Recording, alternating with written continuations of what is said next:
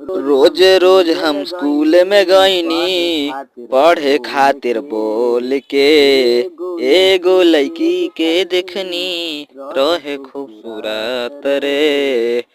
रोज रोज हम स्कूल में गईनी पढ़े खातिर बोल के। एगो लड़की के देखनी रहे खूबसूरत रे। जब से देखनी छौड़ी के हम फिर ओकरे से नंबर लेनी हम। तबे से करे लगनी बात बात बात। रानी हो रानी हो रानी फिर तोहर से करे लगनी प्यार प्यार। रानी हो रानी तोहर से करे लगनी प्यार प्यार। झूठ नहीं बोली बतिया बूझा मत मजाक हो। जब से गईनी जहानाबाद रनिया नइखे होत बात हो।